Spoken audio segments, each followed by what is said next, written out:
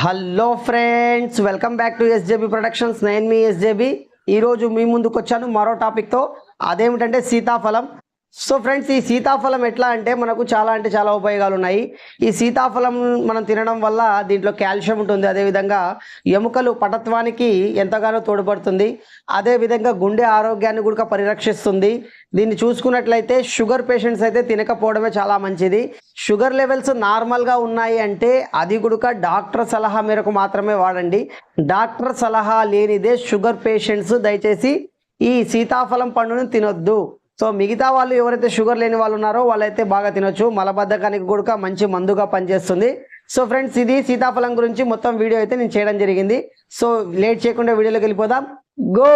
శీతాకాలం పండుగ పరిగణించే సీతాఫలం పోషకాల నిలయం, కొన్ని రకాల అనారోగ్య నివారిణి, మరెన్నో సుగుణాలున్న ఫలం. చలికాలంలో 3 నెలలకు పైగా దొరికే ఈ పండు చూడడానికి ఒకే విధంగా ఉన్న ఇందులో సీతాఫలం, రామఫలం, లక్ష్మణ ఫలం అని 3 రకాలు దొరుకుతున్నాయి.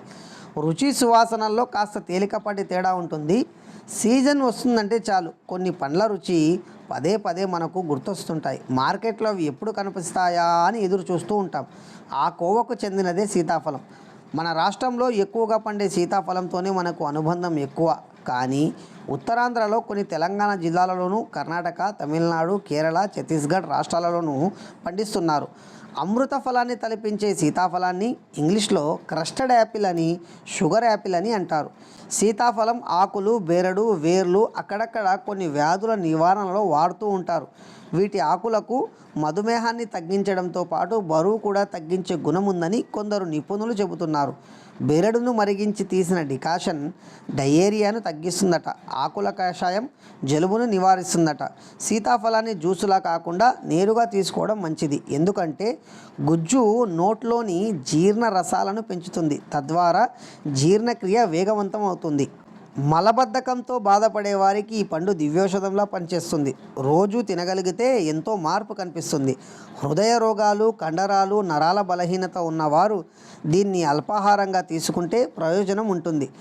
డైటింగ్ ఫాలో అయ్యే వారు కూడా నిరభ్యంతరంగా తీసుకోవచ్చు. పండులోని సల్ఫర్ చర్మ వ్యాధులను తగ్గిస్తుంది. సీతాఫలం గుజ్జు శరీరంలోని క్రిములు, వ్యర్థ పదార్థాలను బయటకు పంపిస్తుంది. ఆకుల్లోని హైడ్రోసైనిక్ ఆమ్లం చర్మ సంబంధిత సమస్యలను తగ్గిస్తుంది. ఊబకాయంతో బాధపడేవారు, షుగర్ పేషెంట్స్ డాక్టర్ సలహా మేరకు మాత్రమే తీసుకోవాలి. జలుబు, దగ్గు, ఆయాసం, ఎలర్జీ సమస్యలు ఉన్నవారు తక్కువ తీసుకుంటే మంచిది. సీతాఫలం నోట్లో జీర్ణ రసాలు ఊరేలా చేసే శక్తి అధికం. ఈ పండులో ఉండే మెగ్నీషియం శరీరంలోని కండరాలను విశ్రాంతినిస్తుంది. గుండె ఆరోగ్యాన్ని పరిరక్షిస్తుంది. కాల్షియం ఎముకల పటత్వాన్ని పెంచుతుంది. పీచు పదార్థం మలబద్ధకాన్ని నిరోధిస్తుంది. ఇన్ని లాభాలు ఉన్నా షుగర్ పేషెంట్స్ వీటికి దూరంగా ఉండడమే మేలు. ఎందుకంటే వీటిలో ఉండే చక్కెర శాతం చాలా ఎక్కువ. ఉబ్బసం, ఆస్తమా పేషెంట్స్ డాక్టర్ సలహా లేనిదే సీతాఫలం పండు తినకూడదు. ఖాళీ కడుపున అంటే పరిగడుపున సీతాఫలం తినకూడదు. భోజనం చేశాక తినాలి. తిన్నాక వాటర్ ఎక్కువగా తీసుకోవాలి. సీతాఫలం మంచి రుచికరమైన ఆహారం. కాల్షియం సమృద్ధిగా ఉంటుంది. మనము తిన్న ఆహారాన్ని ఈజీగా జీర్ణమయ్యేందుకు దీనిలోని పీచు పదార్థం తోడ్పడుతుంది. ఇది అల్సర్లను నయం చేస్తుంది. ఎసిడిటీకి చెక్ పెడుతుంది. ఇందులో స్మూత్ స్కిన్ టోన్ను అందించే సూక్ష్మ పోషకాలు ఉన్నాయి. వీటిని తినడం వల్ల చర్మ ఆరోగ్యం మెరుగుపడి మన స్కిన్ను మెరుస్తుంది మరియు హిమోగ్లోబిన్ స్థాయిలను మెరుగుపరచడంలోనూ సహాయపడుతుంది.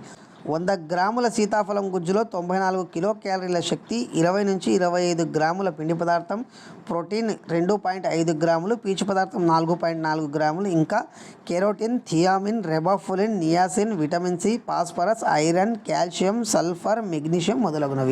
సో చూశారు కదా ఫ్రెండ్స్, ఇది సీతాఫలం పండు గురించి వీడియో.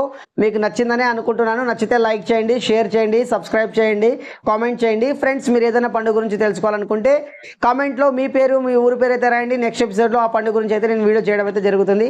ఓకే ఫ్రెండ్స్, నెక్స్ట్ ఎపిసోడ్లో మళ్ళీ కలుద్దాం. Until then bye.